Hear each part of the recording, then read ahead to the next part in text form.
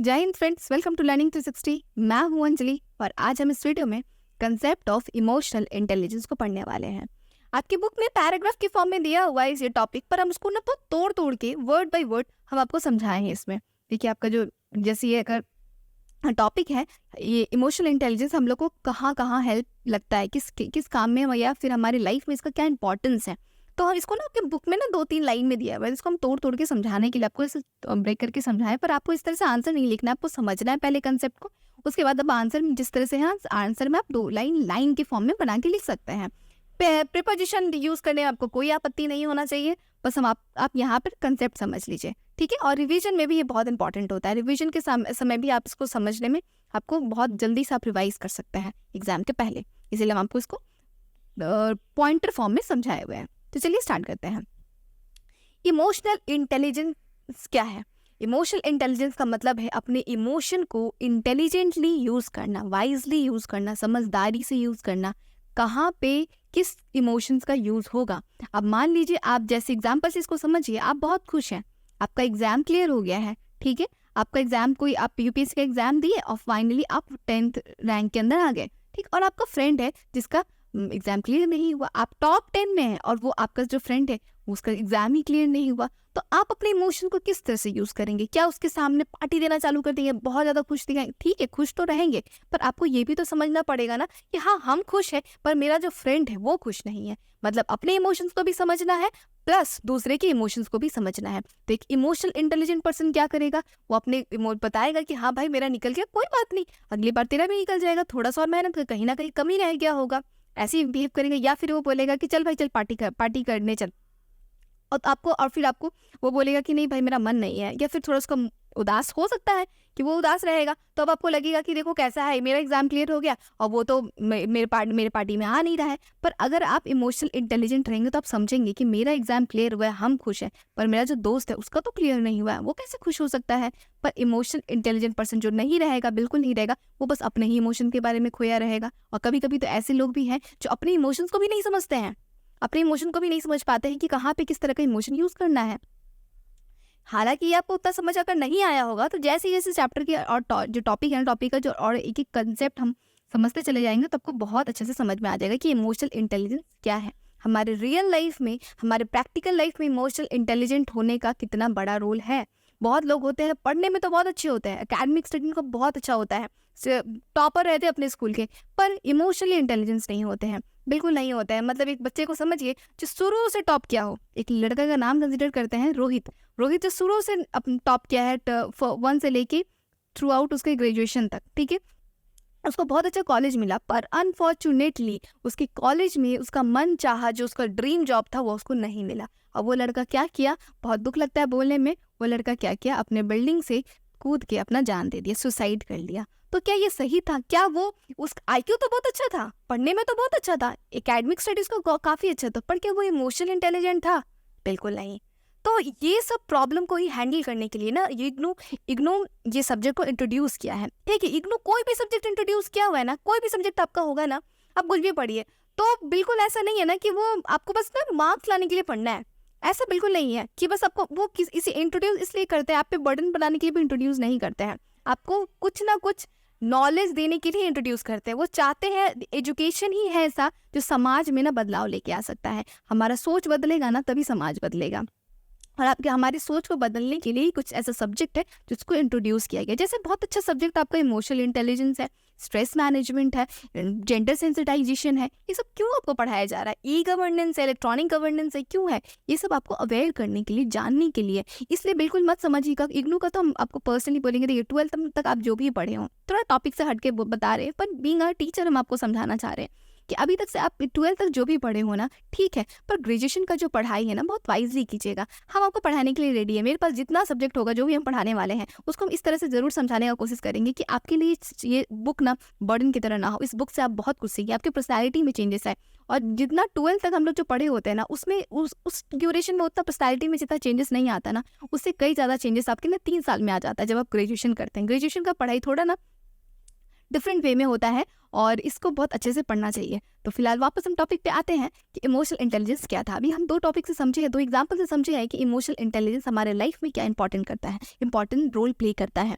तो दूसरा टॉपिक जो हमारा नेक्स्ट टॉपिक बताता है कि जो इमोशनल इंटेलिजेंस है हेल्प्स टू टैकल, किस चीज़ में हेल्प करता है लाइफ में अगर अनसर्टिनिटी आ गया, मतलब ऐसा चीज़ जो अनएक्सपेक्टेड था, चाहते नहीं थे, अचानक से ऐसा हो गया। जैसे एग्जांपल समझिए कि आप जा रहे हैं कहीं पे पूजा वूजा घूमने जा रहे हैं, ठीक है, और या फिर शादी में जा रहे हैं और अचानक से आपका सैंडल टूट गया, या फिर अचानक से आपका ड्रेस किसी कोने से लग गया और फिर फट गया, आपका ड्रेस बहुत महंगा ड्रेस हो, खराब हो गया, तो आप किस तरह से रिएक्ट करेंगे? अब आप पूरा बोलेंगे बट यार हम नहीं जाएंगे शादी वादी में, छोड़ो तो रहने दो, हमको जाना नहीं है, ऐसे कीजिएगा? नहीं, आप उसको हैंडल कीजिएगा आप उसको कुछ एडजस्ट कीजिएगा। बहुत बार होता है कि हम लोग का सैंडल टूट जाता है, क्या करते हैं, गार्टर वाटर ले लेते हैं, रबड़ वड़ ले लेते हैं, मार लेते हैं, सेफ्टी पिन मार लेते हैं, या फिर सेफ्टी पिन लगा लेते हैं, या फिर कॉपलेट वगैरह देखेंगे, या फिर दोनों सैंडल को हाथ में उठा लेंगे, हाथ उठा के वाइल्ड से चलेंगे, यही कर सकते हैं ना। और नॉर्मली कोई बात नहीं हुआ है ना, उसका प्रॉब्लम का सोल्यूशन ढूंढेंगे, ना ही कि इरिटेट हो जाएंगे, सामने वाले पे चिल्लाने लगेंगे। एक सिचुएशन आप समझिए, एक आदमी था, वो पैंडेमिक के समय में वीडियो में देखे थे, वो पैंडेमिक के समय वो मास्क नहीं पहना था, उसकी वाइफ पीछे बैठी हुई थी, ठीक, और वो जब पकड़ा गया, उसको फाइन लग गया मार्क्स के लिए, तो क्या करता है, बस अपनी वाइफ को 2 थप्पड़ खींच के लगा दिया, पूरे रोड पे थप्पड़ लगा दिए, बोल रहा है क्या तुम मेरे को यार क्यों नहीं दिलाई, मतलब वो अपनी परेशानी को कहीं ना कहीं निकाल दिया, गंदे तरीके से निकाल दिया, वो हैंडल नहीं कर पाया। ये पूरा साइन किसका है कि वो एकदम भी इमोशनल इंटेलिजेंट नहीं है, समझे। अनसर्टिनिटी को टैकल करना, फ्रस्ट्रेशन को टैकल करना, मान लीजिए आपके पास बहुत प्रॉब्लम आ रहा है, एक प्रॉब्लम आया है, अभी आप देख रहे हैं कि आप पूरा प्रोजेक्ट बनाए थे, प्रोजेक्ट के लास्ट पेज में जो फाइनल था उस पर गलती से मम्मी चाय लेके आई, चाय गिरा दी, ठीक, अब आपका क्या होगा, फ्रस्ट्रेशन है, तो आप इसको किस तरह से हैंडल करेंगे? आप परेशान होकर चिड़े से और जो बना हुआ उसको भी फाड़ देंगे कि क्या कर सकते हैं कि उस पेज को फिर हैंड को ठीक करने का कोशिश करेंगे, या फिर दूसरा पेपर लेंगे और फटाफट उसको उतना अच्छा नहीं बना पाएंगे पर दूसरा बनाने का कोशिश करेंगे, यही तो है। तो फ्रस्ट्रेशन को हेल्प करना, आप फ्रस्ट्रेशन के टाइम पे आपको हेल्प करता है, अगर आप इमोशनली इंटेलिजेंट है तो।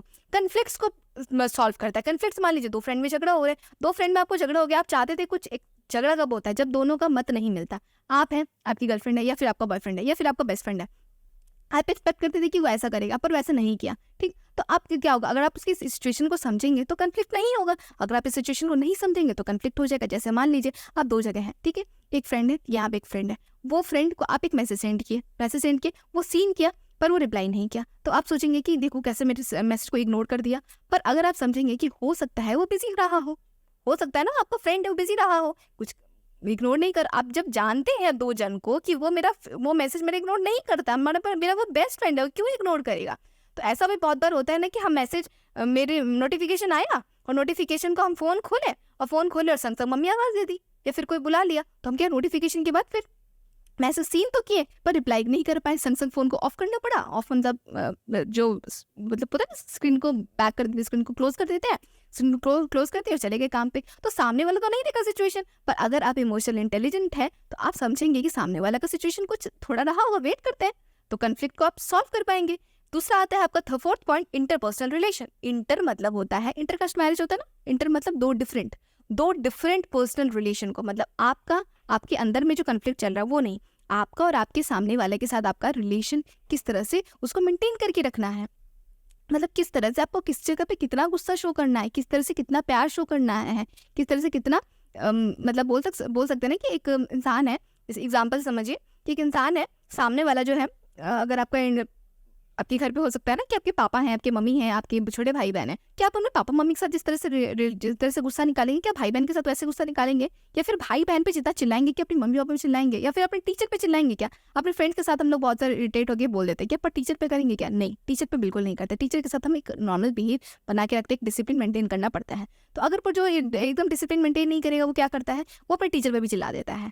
वो क्या करेगा, वो समझेगा नहीं कि मेरे 2 जन के बीच में किस तरह का रिलेशन है और किस तरह के रिलेशन के साथ किस तरह का इमोशन मेरे को शो करना है, ठीक है। तो ये हम ये सब लिख सकते हैं कि इमोशनल इंटेलिजेंस हमारे किस किस चीज में हेल्प करता है, लाइफ की अनसर्टेनिटी, फ्रस्ट्रेशन में, कन्फ्लिक्ट में, इंटरपर्सनल रिलेशन में। ये याद रखिएगा, ये पॉइंट आप याद रखेंगे तो आपके पास बहुत सारा एग्जाम्पल्स आ जाएगा आंसर लिखने के लिए। उसके बाद हमारा आता है वूका लाइफ का सोशल रियलिटी है। वूका क्या है? वूका आप जब लिखिएगा ना, वूका तो मेंशन कीजिएगा, वूका को जब लिखिएगा तो कैपिटल लेटर में लिखिएगा, उसको अंडरलाइन कर दीजिएगा, ठीक है। फिर टीचर को ध्यान पे रखिए, जब वूका लिखा, वूका को फिर एक्सप्लेन कीजिएगा ये वूका है क्या। वो का हमारे लाइफ का सोशल रियलिटी है। हर किसी के लाइफ में ये चीज़ होता है। आप अकेले दुखी नहीं है, ये बात हम आपको बता देते हैं कि लाइफ में आपको लगता है कि मेरे साथ ये ऐसा क्यों, पर लाइफ के हर किसी के लाइफ में ना प्रॉब्लम है। अमीर है ना, उसके लाइफ में भी प्रॉब्लम है, जो गरीब है ना, उसके लाइफ में भी प्रॉब्लम है। बस प्रॉब्लम का ना वैरायटी अलग है। आपके लाइफ में कुछ और तरह का प्रॉब्लम, मेरे लाइफ में कुछ और तरह का प्रॉब्लम है। प्रॉब्लम तो है, सबके लाइफ में प्रॉब्लम है। खोज और लाइफ का कभी कभी टाइम अलग होता है। अभी आपके लाइफ में अच्छा चल रहा है तो किसी के लाइफ में खराब चल रहा होगा, कभी उसके लाइफ में अच्छा चल रहा होगा तो आपके लाइफ में खराब चल रहा होगा। तो ऐसा नहीं समझिएगा कि हाँ मेरे ही साथ ऐसा क्यों। अगर आप समझते हैं कि ये जो वो का है ना, जो अनसर्टिनिटी है, ये सबके लाइफ में आता है कभी ना कभी, ठीक है। तो हो सकता है आपके लाइफ में अभी आ रहा है और दूसरे के लाइफ में नहीं है, तो ये नहीं कि उसका लाइफ तो पूरा सेट ही है। बिल्कुल किसी का लाइफ सेट नहीं है, कि हर किसी के लाइफ में थोड़ा ना थोड़ा प्रॉब्लम होता ही है। तो लाइफ में ये अप्स एंड डाउन्स होगा ही, और इसी अप्स एंड डाउन को हैंडल करने के लिए ये बुक आया है, हमारा इमोशनल इंटेलिजेंस। आपको इमोशनली इंटेलिजेंट बनाने के लिए कि आप लाइफ के किस फ्रस्ट्रेशन स्टेट में, कन्फ्लिक्ट वाले स्टेट में किस तरह से इस प्रॉब्लम को मैनेज कर सकते हैं। क्योंकि आप पढ़ाई में कितने भी अच्छे हो, पर अगर आप लाइफ में अगर अच्छे नहीं है, लाइफ की प्रॉब्लम को हैंडल नहीं कर सकते हैं, मतलब मैथ का बड़ा बड़ा प्रॉब्लम सॉल्व कर सकते हैं पर अपने रियल लाइफ का प्रॉब्लम सॉल्व नहीं कर सकते हैं, इसका मतलब आप इमोशनली इंटेलिजेंट नहीं है। तो वो का क्या है, वो भी मतलब होता है आपका वॉलेटाइल। वॉलेटाइल कैसा होता है, जैसे कि स्पिरिट नहीं, वो आपका कुछ होता है क्या, जैसे कि हाँ, पैंडेमिक के समय जो हम सैनिटाइजर जब हाथ पे लगा देते तो पट से वॉलेटाइल हो जाता है ना, गायब हो जाता है। थोड़ी देर में ही हाथ पूरा भींगा रहता था, क्या हाथ नहीं, बिल्कुल नहीं भींगा रहता। डालेंगे और फिर हाथ पोछे, और हाथ पोछने के बाद फंक्शन से उड़ गया, ठीक। तो वॉलेटाइल मतलब होता है फॉर टेम्पोररी पीरियड, थोड़ी देर के लिए अगर कोई चीज़ रहता है तो वो वॉलेटाइल है। ऐसा सिचुएशन जो थोड़ी देर के लिए रहता है। समाज का जो सच है ना, कि वो सारा सिचुएशन परमानेंट नहीं है, सब कुछ थोड़ी देर के लिए। एक स्टोरी से समझिएगा, कृष्ण भगवान, ये आपके हमेशा लाइफ में काम आएगा। हो सकता है ये वीडियो थोड़ा सा लंबा हो जाए क्योंकि कंटेंट हम कॉम्प्रोमाइज़ नहीं कर रहे हैं। इस वॉलेटाइल की सिचुएशन को आप समझने के लिए समझिए कि कृष्ण भगवान बोलते हैं अर्जुन से बोलते हैं कि अर्जुन, ये इस जगह पे कुछ ऐसा लिखो जिससे कोई दुखी इंसान ना जब इसको देखे तो वो खुश हो जाए। और जो खुश वाला इंसान, बहुत खुशी इंसान हो, अगर मतलब हैप्पी इंसान हो, वो अगर उस चीज़ को पढ़े तो वो दुखी हो जाए। क्या लिखते हैं, तो वो लिखते हैं यहाँ पे कि चिंता मत कर, ये समय भी टल जाएगा। मतलब कि अगर कोई बहुत हैप्पीस्ट पर्सन है, बहुत खुश है इंसान, वो खुश इंसान अगर उस चीज़ को पढ़ेगा तो उसको दुख मन में खराब लगेगा कि ये समय भी चल जाएगा। फिर अगर वो बहुत दुखी इंसान अगर इस चीज़ को पढ़ेगा तो वो क्या बोलेगा, अच्छा ये समय चल जाएगा, वो खुश हो जाएगा, ठीक है। तो ये समाज का सच है, ये समाज का सच है कि कभी भी कोई समय हमेशा नहीं रहता है। अगर रात है तो दिन भी आएगा, दिन है तो रात भी आएगा, अच्छा समय है तो फिर बुरा समय भी आएगा एक दिन। खुश मत रहिए कि हमेशा अच्छा ही अच्छा रहेगा, एक टाइम में बुरा समय भी आएगा, उसके लिए भी रेडी रहिए। और अगर बुरा समय है तो दुखी मत होइए, अच्छा समय भी वापस आएगा। तो ये है वॉलेटाइल, ठीक है। दूसरा आता है आपका अनसर्टेन। हमेशा सर्टेनिटी नहीं रहता लाइफ में कि जैसा आप चाह रहे हैं वैसा ही होगा। लाइफ में कभी कभी ऐसा चीज भी हो जाता है जो अनएक्सपेक्टेड होता है, अनसर्टेन होता है, जो हम लोग को नहीं पता होता और हो जाता है। बहुत बार ऐसा होता है कि जिसपे हम लोग बहुत उम्मीद करके रखते हैं कि ये ऐसा ही होगा, पर वो उम्मीद हम लोग का पूरा नहीं होता है, वो इंसान चीट करके चला जाता है, होता है ना। तो बी रेडी फॉर दैट। होता है, आप हमेशा हर चीज का गारंटी नहीं ले सकते। आप बाहर की चीज पे कंट्रोल नहीं कर सकते हैं, आप किस पे कंट्रोल कर सकते हैं, आप अपने अंदर में जो होने वाला इमोशंस है ना, जो बाहर के फैक्टर के कारण आएगा। बाहर में अगर कोई आपके साथ बुरा बिहेव करता है, बाहर का अगर मान लीजिए आपका जो कोई, आप किसी को कमिटमेंट आपको कोई किया था कि हाँ वो आपसे शादी करने वाला है, और फिर फाइनली वो बोलता है कि नहीं हम तो शादी तुमसे नहीं करेंगे, मेरे को तो हो सकता है कोई भी रीजन दिया हो, नहीं कर सकता है। तो क्या आप उसको कंट्रोल कर सकते हैं क्या? नहीं, आप उसको कंट्रोल नहीं कर सकते। आप किसको कंट्रोल कर सकते हैं? अपने इमोशंस को कंट्रोल कर सकते हैं कि उस इंसिडेंट के बाद आप सुसाइड ना कीजिए, आप डिप्रेशन में ना चले जाइए, आपको एंजाइटी अटैक ना आने लग रहा हो, समझे। तो ये है अनसर्टेनिटी। देखिए हम आपको ना ये बुक इसलिए नहीं पढ़ा रहे हैं बस कि आप जाइए और एग्जाम में अच्छा मार्क्स लेके आ जाइए या फिर पास हो जाइए। बिल्कुल पास होने के लिए मत पढ़ाई कीजिए।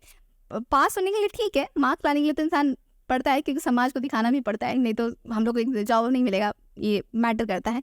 पर जो मेन क्रक्स होता है ना पढ़ने का, कि आपके पर्सनैलिटी में चेंजेस आना चाहिए, आप कुछ सीखे कि नहीं सीखे, आपकी ज़िंदगी में काम आया कि नहीं। तो मेरा ये बुक को पढ़ाने का मेन पर्पस ये रहेगा, सबसे ज़्यादा प्राइमरी पर्पस ये है कि आपको इमोशनली इंटेलिजेंट बनाना। कि ये स्टूडेंट ये जो बुक पढ़े हैं, ये बुक को पढ़ने वाले जो स्टूडेंट है वो लाइफ में कभी भी फंसेंगे ना, प्रॉब्लम में फंसेंगे तो कभी भी ना इस तरह से ना बेचैन नहीं होंगे, कुछ गलत स्टेप नहीं लेंगे। वो अपने इमोशंस को कंट्रोल कर पाएंगे और समझेंगे कि जो लाइफ जो है ना ये वॉलेटाइल है। आज बुरा दिन आ रहा है तो कोई बात नहीं, एक टाइम पे अच्छा दिन भी आएगा, ठीक। उसके बाद हमारा सेकंड पॉइंट आता है अनसर्टेन।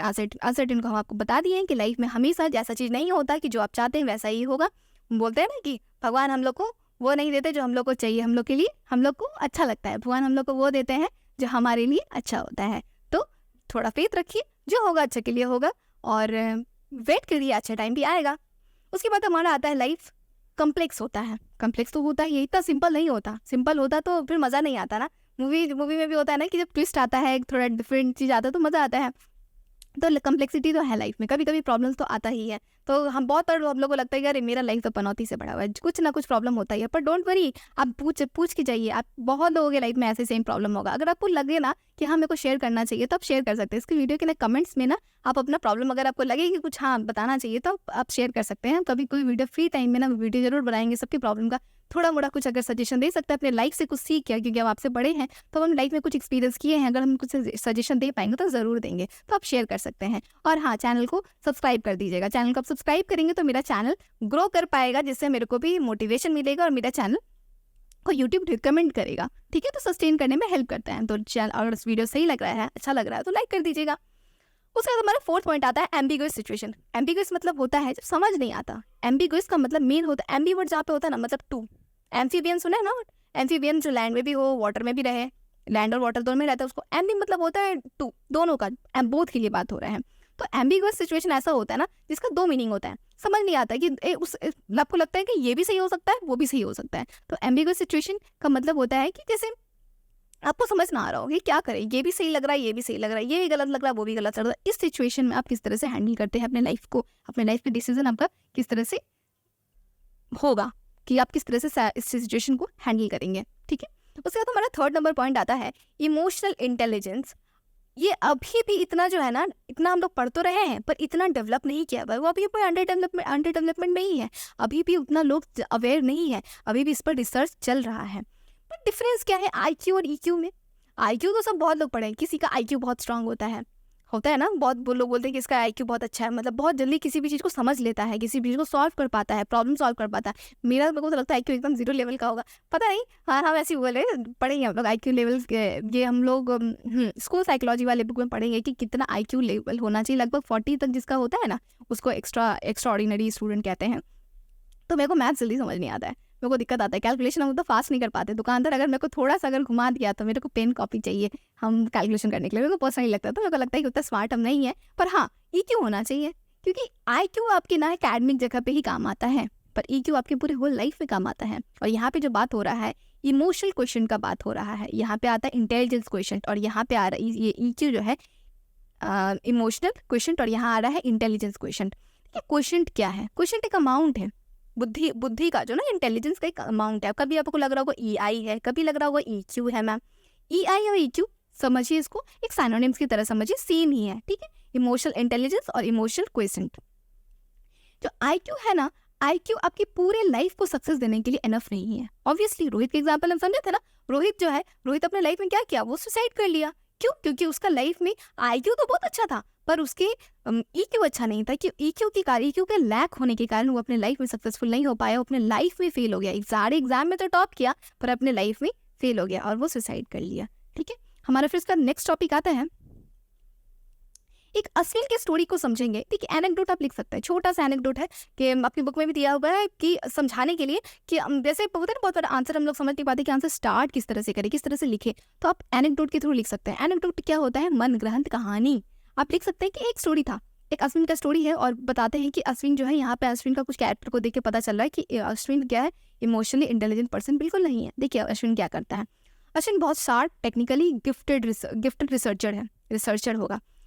यहाँ पे वो बहुत एडवांस है, पढ़ाई में बहुत अच्छा है, बहुत उसका जो दिमाग है बहुत शार्प है, बहुत जल्दी समझता है, बहुत जल्दी कैलकुलेट करता है, बहुत जल्दी किसी भी टेक्निकल चीज़ को समझ पाता है, टेक्निकली गिफ्टेड है। जो हम लोग थोड़ा सा एक इंसान को पढ़ने में थोड़ा टाइम लगता है, समझने में टाइम लगता है, पर अश्विन को बहुत जल्दी हर चीज़ को ग्रैस्प कर लेता है। तो उसके तो एकेडमिक स्टडी तो बहुत अच्छा है, तो उसको बहुत अच्छी कंपनी में उसको जॉब मिल जाता है। पर प्रॉब्लम कहाँ होता है?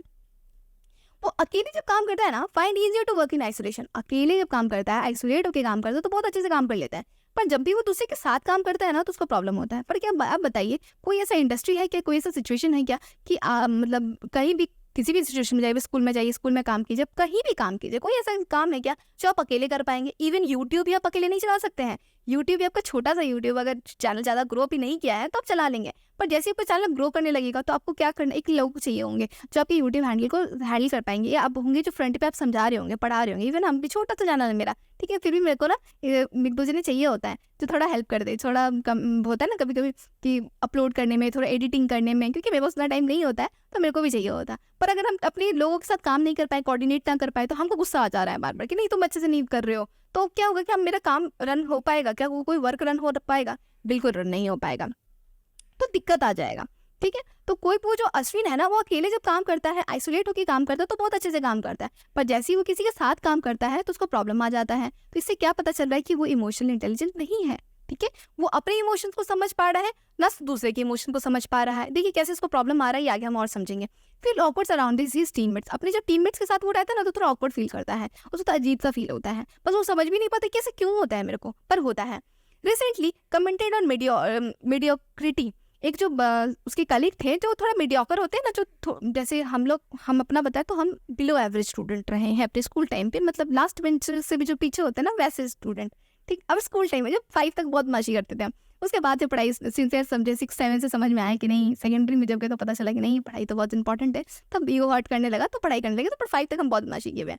ठीक है, तो एक कुछ होते हैं ना कुछ बच्चे, उनको जॉब लग गया और उतने स्मार्ट नहीं है अकॉर्डिंग टू अश्विन की कंपेयरिंग में उतने स्मार्ट नहीं है, मीडियोकर थे, पढ़ाई मतलब उनका एकेडमिक स्टडी उतना अच्छा नहीं हो, या फिर नॉलेज में थोड़ा सा गैप रहा हो, तो उसके ना उस पर कमेंट कर दिया। उसको समझ नहीं आता है अश्विन को कि सामने वाले को किस तरह से बात करना है, सामने वाले को किस तरह से बोलना है। ठीक है, जिसके कारण उसका जो कलीग था उनको बहुत खराब लगा और वो चले गए अपने ऑफिस से।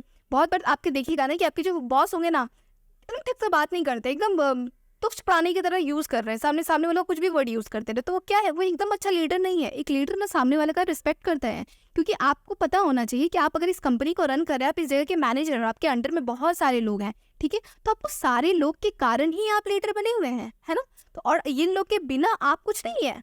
तो आपको, आप हो सकते हैं मैनेजर हैं, आपके अंडर है, हो सकता है इन लोग हैं, पर आपको सबका बात समझना पड़ेगा, सबको रिस्पेक्ट देना पड़ेगा, होता है ना। तो ये एक इमोशनल इंटेलिजेंट इंसान का लक्षण है।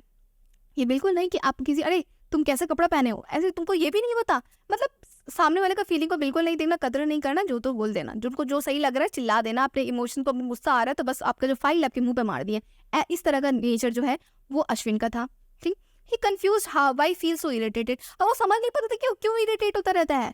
इंपॉर्टेंट ड्यूरिंग टीम डिस्कशन, और ये इसके कारण टीम डिस्कशन के समय भी वो बहुत कंफ्यूज रहता था, क्योंकि उसको ना बस अपना ही बात सही लगता था, दूसरे का बात सही नहीं लग रहा है। मतलब वो समझ रहे कि अश्विन का जो हालत है, अश्विन को समझ में नहीं आ रहा है, उसको लग रहा है कि हम गिफ्टेड हैं, मेरे पास नॉलेज है, तो वो ये बिल्कुल नहीं समझ रहा है कि हर इंसान का अपना अपना एक यूनिक टैलेंट होता है, और सारे यूनिक टैलेंट को वो रिस्पेक्ट करेगा, तभी वो समझ पाएगा ना बात को कि हाँ, जैसे हो सकता है ना कि एक हम लीडर है, ठीक है, मैनेजर है, मेरे सामने एक जने आया और बोलता है कि मेरे घर में मेरी वाइफ बीमार है सर, मेरे को आज छुट्टी चाहिए। ठीक है, तो और सेम वही सिचुएशन, अब हम थोड़ी देर पहले हम अपना डाटा देख रहे थे अपने ऑफिस का कि मेरा इंडस्ट्री किस तरह से चल रहा है, तो देख रहे बहुत प्रॉफिट एकदम गिर गया है, मतलब बहुत लॉस में चल रहा है, प्रॉफिट एकदम नहीं हो रहा है। तो उस टाइम पे अब आप बताइए आप किस तरह से बिहेव करेंगे। अगर एक इमोशनल इंटेलिजेंट इंसान क्या करेगा, वो बोलेगा ठीक है मेरा भी चल रहा है, प्रॉफिट नहीं हो रहा है मेरा, तो पर इससे मेरा, उससे तो कोई लेना देना नहीं है ना, कि लेना देना अगर है तो एक दिन अगर मान लीजिए उसको छुट्टी हम दे देते हैं क्योंकि उसकी वाइफ बीमार है, तो क्या मेरा प्रॉफिट इंक्रीज कर जाएगा? नहीं इंक्रीज करेगा, कोई फायदा नहीं है, तो हम छुट्टी दे देंगे। पर अगर कोई इमोशनल इंटेलिजेंट बिल्कुल नहीं है तो क्या करेगा, वो अपना फ्रस्ट्रेशन जो देखेगा, अरे मेरा इतना सारा लॉस हो गया, तो सारा गुस्सा किस पर निकाल देगा, बोलेगा नहीं जाना होगा, ऐसे ही बहुत लॉस में चल रहा है कंपनी, चुपचाप काम करो, छुट्टी नहीं मिलेगा। तो ये क्या, ये एकदम इमोशनल इंटेलिजेंट पर्सन का लक्षण नहीं है, वो बिल्कुल इमोशनल इंटेलिजेंट नहीं है। तो ये अश्विन के साथ प्रॉब्लम। चाहे वो अब जो कोई मैनेजर अगर बनेगा, तो क्या मैनेजर बनेगा, ऐसी मैनेजर बन जाएगा, ऑब्वियसली उसके पास कुछ अच्छा खासा नॉलेज होगा तभी वो मैनेजर बनेगा ना, पर उसका एकेडमिक स्टडी तो बहुत अच्छा है, उसको इस फील्ड का नॉलेज तो बहुत अच्छा है, पर उसकी रियल लाइफ का नॉलेज बिल्कुल नहीं है, समझे। तो ये प्रॉब्लम हो रहा था अश्विन के साथ। तो ऐसा सिचुएशन को किस तरह से अश्विन हैंडल करेगा, इस एग्जाम्पल से आपको समझाया गया है कि ऐसे लोग का जो क्या बोल सकते हैं कि सिम्टम्स है, सिम्टम्स देख के आप बता सकते हैं कि ऐसे लोग इमोशनल इंटेलिजेंट नहीं है, और इमोशनल इंटेलिजेंस आपके रियल लाइफ में कितना इंपॉर्टेंट बन रहा है। मतलब आपकी बस एकेडमिक स्टडी से ही आप नहीं समझ सकते हैं कि आप बड़े पोस्ट पे जाएंगे, बड़े पोस्ट पर को निभाने के लिए बोलते हैं कि आईएएस बन जाना बड़ा बात नहीं है, आईएएस बन के आईएएस की ड्यूटी को पूरी तरह से कंटिन्यू करना, उस काम को निभाना, उस काम को करना, रिस्पॉन्सिबिलिटी को संभालना बड़ा बात होता है कि आप कितना कंटिन्यू रख पाते हैं उस पावर को। उस राजा बन जाना बड़ा बात नहीं होता है, राज्य को पूरे देर तक संभालना बड़ा बात होता है। तो संभाल पाते हैं कि नहीं। आप राजा बन सकते हैं अपने आईक्यू से, ठीक है। एक मैनेजर आप बन सकते हैं आईक्यू से, पर मैनेजरियल पोस्ट पे आप कंटिन्यू रह सकते हैं किसके थ्रू? अपने इमोशनल इंटेलिजेंस के थ्रू, ठीक है। यहाँ पे हम ये चीज़ को समझ चुके हैं। दूसरा हमारा 7 नंबर पॉइंट आता है कंसेप्ट। इमोशनल इंटेलिजेंस 2 वर्ड से मिलकर बना हुआ है, ठीक है। 2 वर्ड से मिलकर बना है। पहला वर्ड आपका इमोशंस, दूसरा है इंटेलिजेंस। इमोशंस को सब समझते हैं ना, इमोशंस क्या है? भावना। इमोशंस बोलते हैं ना कुछ लोगों को, अरे ये इंसान बड़ा इमोशनल है, मतलब क्या है? पट से अपना फीलिंग शेयर करता था, पट से रो देता है। जनरली जो हम लोग ये कब वर्ड यूज़ करते हैं कि इंसान बहुत इमोशनल है, जब इंसान पट से रो देता है या फट से उसके आंख पढ़ाता है, जल्दी से रो देता है, ऐसे लोगों को बोलते हैं। तो 2 वर्ड से बना हुआ है, तो दोनों वर्ड जो है ना कॉन्ट्राडिक्ट करता है एक दूसरे को, contradict to each other. As emotion seen as, emotion को हम लोग किस तरह से देखते हैं? इनएफिशिएंट की तरह देखते हैं, एक वीकनेस की तरह देखते हैं कि एक वीकनेस है, एक डिस्ट्रैक्शन है, ऑब्स्टिकल है गुड जजमेंट के लिए और डिसीजन मेकिंग के लिए। क्यों देखते हैं? क्योंकि जो इमोशनल इंसान होगा ना, बहुत जल्दी इमोशनल हो जाता है ना, लगता है ना कि वो इनएफिशिएंट रहेगा। मतलब जब भी वो काम करेगा, अगर उसका मूड खराब है, थोड़ा भी इमोशनल हो सकता है, घर पे कोई डांट दिया हो, घर पे कोई उदास हो, घर पे कोई बीमार हो, तो ठीक से काम नहीं कर पाएगा, वो इनएफिशिएंट होगा। वो सोच सकते हैं ऐसा। वीकनेस की तरह है। अगर आपको इमोशन बोलते हैं ना कि अपने इमोशंस पे कंट्रोल करिए, यही है आपका पावर, यही है स्ट्रेंथ। मतलब आपको अगर किसी पे प्यार आ रहा है तो दूर रहिए। बोलते हैं ना, वो आता है ना, कौन सा कंसेप्ट है, सख्त लौंडा वाला, कि नए सामने में कोई लड़की है, इग्नोर कीजिए, उसको ध्यान नहीं दीजिए। तो ये है आपका स्ट्रेंथ, ये है स्ट्रांग। पर नहीं, ऐसा नहीं है। आप अगर इंसान हैं तो सामने वाले को देख के आप अट्रैक्ट होंगे ही होंगे, उसको समझिए, पर अट्रैक्शन में खो मत जाइए, पर एटलीस्ट उसको एक्सेप्ट तो कीजिए कि हाँ भाई, ये नॉर्मल बात है, ये बायोलॉजिकल बात है, ठीक। साइन ऑफ वीकनेस, इसको बोला जाता था कि इमोशन जो है, इमोशन आपका साइन ऑफ वीकनेस है, डिस्ट्रैक्शन है। इमोशन के थ्रू आप डिस्ट्रैक्ट हो सकते हैं। अगर आपके मन में बहुत ज़्यादा दुख वाला फीलिंग आ रहा है, आप पढ़ाई कर रहे हैं, आपका कल एग्जाम है और आप बहुत दुखी हैं, उदास हैं, क्योंकि आपके हो सकता है आपका कुछ सामान टूट गया हो, आपको घर में, आपके घर में कुछ लॉस हो गया हो, या फिर कुछ जो अनफॉर्चुनेट चीज़ हो गया, तो आप दुखी हैं, तो इससे आप अपने काम में फोकस नहीं कर पाएंगे, ये डिस्ट्रैक्शन का कारण है। ऑब्स्टिकल है, अगर आप जजमेंट कर रहे हैं, अगर आप सामने वाले, मान लीजिए 2 जन का जजमेंट आप कर रहे हैं, और ए और बी के लिए, ए जो है आपके लिए, आप उस पर थोड़ा सिंपैथी रखते हैं, और ए बी के लिए आप सिंपैथी नहीं रखते हैं, और ये एक कल्प्रिट है, एक गलती किया हुआ है, तो ए के लिए आप क्या वैसे जजमेंट सही सुना पाएंगे? नहीं सुना पाएंगे, आपके डिसीजन मेकिंग में प्रॉब्लम आ जाएगा। ये बोला जाता था इमोशंस को, पर न्यूरोसाइंस ना इस चीज़ को बोलते हैं गलत बात है, ऐसा बिल्कुल नहीं है। इमोशन इनएफिशिएंट बिल्कुल नहीं है, साइन ऑफ वीकनेस बिल्कुल नहीं है, डिस्ट्रैक्शन बिल्कुल नहीं है, ऑब्स्टेकल गुड जजमेंट के लिए बिल्कुल नहीं है। कैसे? देखिए, ये हम आपको 2 टॉपिक हैं हाँ, पर ये वीडियो थोड़ा लंबा हो जाएगा, 3 मिनट है, 3 मिनट में जहाँ तक कंप्लीट कर पाएंगे करेंगे। और ये जो कंसेप्ट ऑफ इमोशन है, दूसरे वाली वीडियो में पार्ट 2 में 2 मिनट में पट से अपलोड कर देंगे, ठीक है। पट से अपलोड कर देंगे, 2 मिनट में हम आपको वापस अपलोड कर देंगे। तो ये 2 पार्ट में वीडियो बनेगा, क्योंकि थोड़ा लंबा था। उसके बाद जब हमारा हिस्टोरिकल डेवलपमेंट आएगा ना, ये तो कंसेप्ट था, हिस्टोरिकल डेवलपमेंट आएगा ना, उसमें ज़्यादा वीडियो लंबा नहीं होगा, थोड़ा सा जानना जरूरी है, तो उसको थोड़ा सा, इसलिए हम कंटेंट से तो कॉम्प्रोमाइज़ नहीं किए। चाहते तो बहुत कुछ मिस कर सकते थे, एग्जाम्पल्स को कम दे सकते थे, पर हाँ, हम नहीं चाहते कि अपने स्टूडेंट के साथ थोड़ा कंटेंट में कॉम्प्रोमाइज़ करें, इसलिए हमको समझाने के लिए बहुत डिटेल में समझाए हैं। तो ये जो न्यूरोसाइंस है, न्यूरोसाइंस क्या है? एक सब्जेक्ट है जो नर्व्स के बारे में पढ़ाई करता है। नर्व्स के बारे में जो स्टडी करते हैं, हम लोग का नर्व्स किस तरह से काम करता है, हमारा ब्रेन किस तरह से फंक्शन करता है, हम किस तरह से सोचते हैं, हम किस तरह से एक्शन लेते हैं, इसके बारे में जो स्टडी करता है, वो बोलते हैं कि नहीं, इमोशन बिल्कुल ऐसा नहीं है, आप गलत सोच रहे हैं, इसमें ये मिथ है, ये झूठ है। हाईलाइट करते हैं कि इमोशंस का बहुत बड़ा रोल है, इमोशन बहुत बड़ा फंक्शन रोल प्ले करता है। इमोशंस को पहचानिए, इमोशन को आप जो एक नेगेटिव साइड से देख रहे हैं कि वो वीकनेस है, वो वीकनेस ही वो स्ट्रेंथ है। कैसे है? देखिए, बताते हैं। इमोशन जो है ना, आपके वाइटल फीडबैक है, इंफॉर्मेशन है, आपको प्रोवाइड कराता है अपने वर्ल्ड के बारे में। आप इमोशंस के थ्रू समझ पाते हैं अपने इमोशन। आप किसी के साथ में हैं, ठीक है, आप किसी के सामने हैं, और सामने वाला का जो एक्सप्रेशन देख के आपको समझ में आ रहा है कि वो इंसान आपके लिए सेफ है कि नहीं है, ट्रस्टवर्दी है कि नहीं है। आप कैसे समझेंगे? इमोशंस के थ्रू तो समझेंगे कि आपको थोड़ा गंदा फीलिंग आ रहा है। मान लीजिए कोई इंसान आपको टच कर रहा है, ठीक है, वो टच आपको अच्छा फील नहीं करा रहा है, वो ऑकवर्ड फील करा रहा है, आपको समझ आ रहा है, क्योंकि आपको वो गंदा फील आ रहा है। होता है ना, इमोशंस आता है ना, टच एक ही लड़का छूता, मतलब टच सारे लड़कों का होता है, लड़का ही टच कर रहा है, पर किसी एक लड़के का टच मेरे को अच्छा फील कराता है, क्योंकि वो इमोशंस अच्छा है। अगर वही सारे लोग टच करेंगे तो अच्छा लगेगा कि हाथ पकड़ेंगे, तो बिल्कुल नहीं, बिल्कुल नहीं अच्छा लगेगा, क्योंकि हम मेरा अंदर वो फीलिंग ही नहीं है, होता है ना। तो मान लीजिए कोई छोटा बच्चा है, या छोटा बच्चा भी समझ पाता है कि कौन सा टच गंदा है, कौन सा टच अच्छा है, तो उसको क्या आ रहा है, वो गंदा इमोशन आ रहा है। अगर वो इमोशन को समझ पाएगा तो उस जगह से स्केप कर पाएगा, भाग पाएगा। उसके डिसीजन मेकिंग में हेल्प करता है इमोशंस, ऑब्वियसली हेल्प करता है डिसीजन मेकिंग में।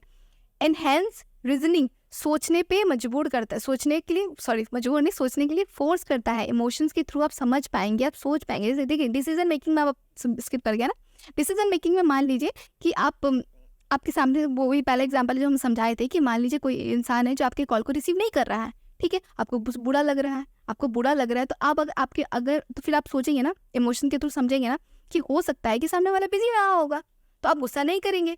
और अब आप सोचेंगे कि नहीं भाई, हम इसमें ध्यान ही नहीं देंगे, हम अपने इमोशन पे मतलब मान लीजिए आपको देखिए गुस्सा आया, ठीक है, आपका कॉल रिसीव नहीं किया, फिर आप सोचेंगे नहीं हो सकता वो बिजी रहा होगा, तो फिर आपका गुस्सा ना, फिर अब वो समझदारी के कारण आपका क्या, जैसे गुस्सा वाला चेंज हो जाएगा। आप सोचिएगा ठीक है कोई बात नहीं, फ़ोन नहीं रिसीव कर रहा है, बिजी होगा, थोड़ा देर बाद कॉल करेगा, ठीक है। तो अपने इमोशंस को आप किस तरह से यूज़ किए, अच्छे वे में यूज़ किए, एक ऑर्गेनाइज फॉर्म में यूज़ किए, जिससे क्या हुआ, आपका डिसीजन मेकिंग बना। आप उस पर चिल्लाएंगे नहीं, जब वो दोबारा कॉल करेगा तो आप उससे नॉर्मली बात करेंगे, और अब आप इमोशन की भावना में बह जाएंगे तो आप कैसे बात करेंगे, आप उस पर चिल्लाने लगेंगे, ठीक है, कि तुम मेरा कॉल रिसीव नहीं किया। तो बहुत लोग होते हैं कि कॉल एक बार करेंगे उठाएंगे नहीं, तो दूसरी बार आप करेंगे तो भी नहीं उठाते हैं, जान उसका नहीं उठाते। हो सकता है आप बिजी रहे और इसलिए ना उठाएं, पर वो सामने वाला जान उसका नहीं उठाता है। तो ये ऐसे लोगों का क्या, ये इससे देख कर लगता है कि एकदम बुद्धि नहीं है इस इंसान को।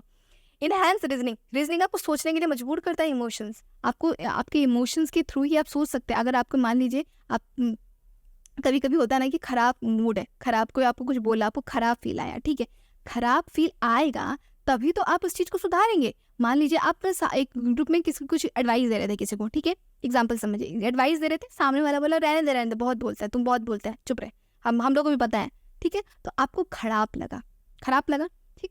इस खराब फील होने के कारण हम घर पे आके बोले कि आज के बाद ना हम वैसे लोगों को बिल्कुल एडवाइस नहीं देने वाले जो मेरा वर्ड्स का महत्व नहीं देता हो, हम क्यों अपना एनर्जी लॉस करें। तो ये जो गंदा फीलिंग आया, इससे आपकी पर्सनैलिटी में चेंजेस आया, आप अननेसेसरीली एडवाइस नहीं करेंगे। जब तक इंसान आपसे पूछेगा नहीं, जब तक इंसान आपसे एडवाइस मांगेगा नहीं, आप एडवाइस नहीं देंगे, क्योंकि होता है ना इंसान को कभी फ्री चीज़ हो ना तो इज्जत नहीं करते, ठीक है। तो आपकी पर्सनैलिटी में चेंजेस आएगा, आप थोड़े गंभीर होंगे, आप तभी बोलेंगे जब सामने वाला आपसे पूछेगा, है ना। उसके बाद से आपके साथ कोई ना आपके साथ ना कोई आपको छोटा नहीं समझेंगे, मतलब पता नहीं क्या, वो इज्जत नहीं करना, अरे इंसान तो बोलता ही रहता है, तो वो आपकी पर्सनैलिटी में चेंजेस आएगा। दूसरा, आपके ट्रस्ट को स्ट्रेंथन करता है। ट्रस्ट स्ट्रेंथन करने का मतलब क्या है कि आप सामने वाले के साथ अगर बात कर रहे हैं, उसके एक्टिविटी को देख के आपको समझ में आएगा कि नहीं इस पर ट्रस्ट करना चाहिए कि नहीं ट्रस्ट करना चाहिए, क्योंकि आपको ट्रस्ट एक विश्वास एक फीलिंग है, उस पर आपका कंट्रोल नहीं होता है। इमोशंस, विश्वास पे आपका एकदम कंट्रोल नहीं है। अगर आप मान लीजिए दो जन है, मेरा एक फ्रेंड है, ठीक है, वो मेरे से एक बात हम उस पर बहुत विश्वास किए, 2 साल तक विश्वास किया, पर वो मेरे से एक बात छुपा लिया, बहुत इंपॉर्टेंट बात था, वो छुपा लिया, ठीक। और उसके बाद में कोई थर्ड पर्सन से पता चला, ठीक, उसके बाद थर्ड पर्सन से पता चला तो मेरा तो ट्रस्ट ब्रेक हो गया, ठीक, मेरा ट्रस्ट तो एकदम से ब्रेक हो गया। उसके बाद वो कितना भी चाहेगा, इवन हम भी चाहेंगे नहीं उस पर विश्वास किया जाए, हम कर पाएंगे क्या, नहीं। जब भी बात आएगा तो मन में, अगर वो बोलेगा कि नहीं ऐसा नहीं है, तो मेरे मन में आएगा एक बार ना ये ऐसा छुपाया था, हो सकता है दोबारा भी छुपा रहा हो, तो इस पर मेरा कंट्रोल नहीं है। तो ये क्या है, ये इमोशंस के थ्रू ना आप समझ सकते हैं कि हम किस पर विश्वास करें, किस पर विश्वास ना करें। आपके ट्रस्ट को स्ट्रेंथन करता है, समझे। उसके बाद आता है आपका adaptive functions of emotions by Levinson. ये हम आपको सेकंड वीडियो में एक्सप्लेन करेंगे। ये वीडियो को यहीं तक रहने देते हैं, वरना वीडियो बहुत ज़्यादा लंबा हो जाएगा, तो पढ़ने में थोड़ा दिक्कत आता है, थोड़ा जी लगता है, बच्चे लोग खोला नहीं चाहता, थोड़ा मोनोटोनस हो जाता है, तो कोई नहीं, यहीं तक रखते हैं, पानी थोड़ा पी लेते हैं। उसके बाद नेक्स्ट टॉपिक जो है हमारा एडप्टिव फंक्शंस ऑफ इमोशंस है, इसको हम नेक्स्ट वीडियो में कवर करेंगे। तब तक के लिए थैंक यू।